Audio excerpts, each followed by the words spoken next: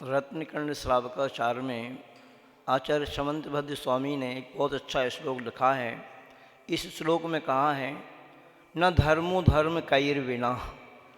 ये जो धर्म है धार्मिक व्यक्ति के बगैर रह नहीं सकता। जैन समाज को बहुत जागृत होना चाहिए। अभी तक आप सो रहे थे तो भले ही सोए रहें, अब जागो, जैनियों जागो। मेरा कहना है कि जैन समाज बहुत कम है अभी इस समय। पूरे देश में जो 1 अरब से अधिक जनता है उसमें जैन समाज मुट्ठी भर है। कुछ ही % में जैन समाज है। और सुनने में आ रहा है कि प्रत्येक नगर में, गांव में 4-5 व्यक्ति रोज़ इस कोरोना महामारी से जा रहे हैं, अपने प्राणों को छोड़ रहे हैं। तो धर्म इस समय खतरे में है। जैन धर्म के लोगों को, जैनियों को विचार करना चाहिए, सोचना चाहिए कि आपका क्या कर्तव्य है। आप सभी को, अपने रिश्तेदारों को, अपने कुटुंब कबीला के लोगों को और आस पड़ोस में रहने वाले लोगों को संबल देना चाहिए, धैर्य बनाना चाहिए। और मात्र धैर्य ही नहीं बनाना है। यदि आप समृद्ध हैं, ऐश्वर्यशाली हैं, वैभवशाली हैं, आपके पास धन वैभव है, तो उसका सहयोग करके, यही सबसे बड़ा धर्म है। इस समय ध्यान रखना, बहुत बड़े बड़े दान देना, मंदिर बनवाना और भी काम करना, वो धर्म भी है, किंतु इस समय सबसे बड़ा धर्म है अपने साधर्मी को बचाना। एक बात और कहना चाहूँगा आप लोगों से कि इस समय कोई भी व्यक्ति, ये जो कोरोना महामारी चल रही है, इसमें आप डरें ना। ये जानलेवा नहीं है, ध्यान रखना। ये जानलेवा तब बन रहा है जब आप लापरवाही कर रहे हैं। इसके लिए एक्सपर्ट लोगों का कहना है, कई डॉक्टरों का विचार सुना कि आप यदि जरा सा भी आपके लिए फीवर आता है तो आप पहले दिन से ही सावधान हो जाएं और पहले दिन से ही उसके लिए केयर करना प्रारंभ करें। तो कुछ भी नहीं है, लाखों लोग इससे ठीक हो रहे हैं। ये जानलेवा बिल्कुल नहीं है। किसी व्यक्ति को कोरोना हो जाता है तो वो ये ना समझे कि मैं अब बचूंगा ही नहीं। सबसे बड़ा तो होता है देखो धैर्य, संबल होता है। आप संबल रखें, धैर्य रखें कि कुछ नहीं होगा मुझे, और सावधानी पूरी रखें। तो इस तरीके से अपन इतिहास देखें यदि, तो जैनियों की संख्या करोड़ों में थी, करोड़ों जैनी लोग थे, किंतु धीरे धीरे संख्या लाखों में रह गई है। और इस समय बहुत ही आप लोगों के लिए सावधान रहने की आवश्यकता है। तो कोई भी व्यक्ति डरे ना, और ये जरूर समझें कि यदि इस कोरोना ने जोर पकड़ लिया, यदि आपने लापरवाही कर दी और आप सावधान नहीं हुए, तो ये भी समझ लेना कि ये कोरोना पहले की अपेक्षा कई गुना पावरफुल है। लोग कहते हैं कि पहले तो 4-5 लोगों को संक्रमित करता था एक व्यक्ति, किंतु आज वर्तमान में जो कोरोना चल रहा है ये 30 से 40 व्यक्तियों को संक्रमित कर सकता है। ऐसा महाभयानक भी है, किंतु जानलेवा नहीं है। मैंने आपको पहले ही कह दिया, आप सावधानी रखें। और एक उदाहरण मुझे बहुत अच्छा याद आ रहा है, श्रीमद् राजचंद्र जी का। श्रीमद् राजचंद्र जी बॉम्बे में रहते थे, उनका हीरे का व्यापार था। और एक बार एक जगह उन्होंने सौदा किया। उस सौदे में जैसे ही सौदा किया और मार्केट में भाव बहुत बढ़ गया, तो वह व्यक्ति घबरा गया कि इतनी बड़ी राशि में अब कैसे दे पाऊंगा। तो वो व्यक्ति उनके पास आ ही नहीं रहा था, कोई समाचार भी उनके पास नहीं आ रहा था। एक बार उन्होंने उस व्यक्ति को बुलाया और जब सारी स्थिति मालूम पड़ी तो उन्होंने कहा, आप घबराओ नहीं, मैं वनिया का बेटा हूँ, मैं जैन हूँ, मैं किसी का खून नहीं पी सकता हूँ, मैं दूध पीने वाला हूँ। वो बंधु उन्होंने कहा, वो बताओ कागज़ कहाँ है तुम्हारा। वो व्यक्ति घबरा गया कि और कोई कार्रवाई तो नहीं करने वाले हमारे ऊपर। और श्रीमद् रायचंद जी ने वो पेपर लिया जिस पे सौदा लिखा हुआ तो फाड़ दिया। ये होता है, ये ऐसे जैनी होते थे। तो वो व्यक्ति घबरा रहा था। इस समय संबल देने की बहुत आवश्यकता है, धैर्य बनाने की बहुत आवश्यकता है।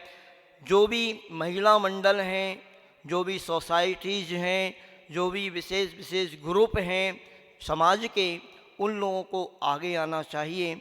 और सभी लोगों को, अपने आसपास में रहने वाले अपने जो रिश्तेदार हैं, अपने जो सगे संबंधी हैं और ऐसे लोगों को आप लोगों को सहयोग भी करना चाहिए। ध्यान रखना, सहयोग आप करें, क्योंकि यदि धर्म ही नहीं रहे, धर्मात्मा व्यक्ति नहीं रहेगा तो आप ये बताओ संभव है धर्म करें ना? 3 काल में भी संभव नहीं। धर्मात्मा व्यक्ति होगा तो ही धर्म टिकेगा। तो इस समय विशेष रूप से कहना है हमें, हमारा सभी लोगों से कहना है कि आप सभी लोग थोड़ा जागृत हों और समाज के जो विशेष व्यक्ति हैं वो आगे आएँ। कई ऐसे सुनने में आ रही हैं घटनाएं, कई समाज सेवी इतने ऑक्सीजन की व्यवस्था कर रहे हैं, ये व्यवस्था कर रहे हैं, तो ये इन व्यवस्थाओं में आगे आकर के आप लोग अपने साधर्मी भाइयों का सहयोग करें और डरें बिल्कुल भी नहीं, यही मेरी भावना है। सभी सुरक्षित रहें। हाँ, एक बात और महत्वपूर्ण कहना चाहूँगा, सभी लोग घर में रह करके ही धर्म करें, बहुत अच्छे से करें। मैं कह रहा हूँ कि जो मंदिर में आप जैसे करते थे, अभी लॉकडाउन चल रहा है, अरे पूरे परिवार के साथ अपने घर में बैठ जाएं, धोती दुपट्टा पहन करके, बढ़िया द्रव्य सामग्री को लेकर के बढ़िया टाप की द्रव्य सामग्री तैयार करो और विधान कर लो, पूजन कर लो, आरती कर लो और खूब अच्छी विशुद्धि बढ़ाओ, भावना भाव। जितनी विशुद्धि बढ़ाएंगे, जितने लोग पूजन आराधना करेंगे, उतने जल्दी ये कोरोना महामारी सारे विश्व में से गायब हो जाएगी। क्योंकि ये सामूहिक पाप कर्म का उदय है और सामूहिक पाप कर्म का जब उदय रहता है तो सामूहिक बहुत मोटे पुण्य की आवश्यकता है। इसलिए आप समझ रहे हैं ना बात को, मोटा पुण्य कैसे होगा? घर में बैठ कर के ही खूब भगवान की भक्ति करें, खूब प्रतिदिन शांति विधान करो और खूब भक्ति करो। एक महत्वपूर्ण बात ये भी कहना चाहूँगा, जो व्यक्ति यदि संक्रमित हैं, यदि महामारी से ग्रसित भी हैं, तो वह लोग अपना यदि कुछ भला चाहते हैं, कुछ अच्छा चाहते हैं, तो वह लोग दान वगैरह भी कर सकते हैं। घर में रहकर तो आप कृष्य कर सकते हैं, किंतु यहाँ पर शांति धारा वगैरह जैसे बड़ा गांव क्षेत्र है, मैंने कई बार कहा है, यहाँ पर इतना बढ़िया मौका है आपके लिए।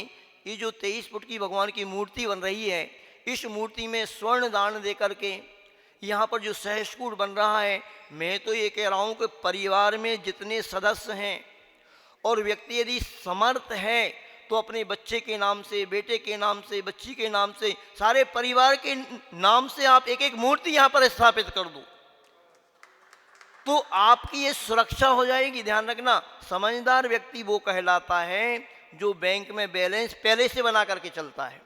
यदि आपका बैंक बैलेंस पहले से होगा, आपने कोई दान कर दिया होगा, बहुत अच्छी खुशी की बात हुई। कल एक व्यक्ति थे, ब्रह्मचारी राजा परिवारजन हैं, वह कोरोना से ग्रसित हैं, दोनों टीचर हैं, दोनों ही ग्रसित हैं। उनके लिए प्रेरणा दी गई तो उन्होंने कुछ राशि, विदिशा के वो रहने वाले हैं, शीतल धाम के लिए भी उन्होंने घोषित की और यहाँ के लिए भी हमने प्रेरणा की, तो उन्होंने एक मूर्ति यहाँ के लिए घोषित की है। श्रीमान प्रमोद कुमार जैन, श्रीमती साधना जैन, संध्या जैन, वर्षा जैन, प्राची जैन, विदिशा मध्य प्रदेश से ये हैं और बहुत अच्छा उनको लगा, महाराज जी का उद्बोधन मिला और उन्होंने कहा कि महाराज जी हम जरूर, महाराज जी ने प्रेरणा दी उनको, वीर सागर जी महाराज ने, तो उन्होंने आजीवन रात्रि भोजन का त्याग भी कर दिया।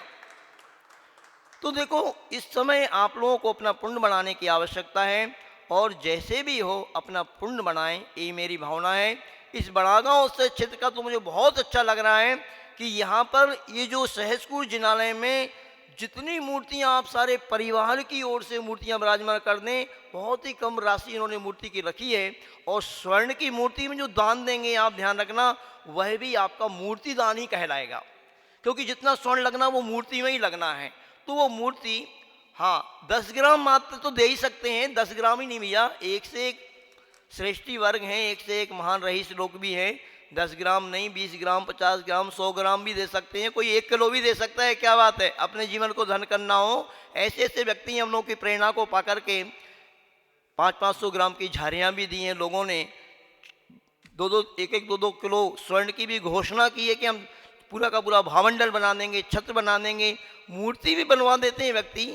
अरे आप भरत चक्रवर्ती के परिवार के लोगों ध्यान रखना, जिस भरत चक्रवर्ती ने 500 धनुष की स्वर्ण की प्रतिमा बनवाई थी और एक नहीं 72 प्रतिमाएं बनवाई थी, ऐसे आदिनाथ भगवान के वंशज जो, भरत चक्रवर्ती के वंशज जो बंधु हो, तो अपना जीवन धन्य करो, कुछ बैंक बैलेंस बनाओ। ये लौकिक बैंक वाला नहीं, हम कौन सा बैंक बैलेंस बनाने की आपको बात बोल रहे हैं।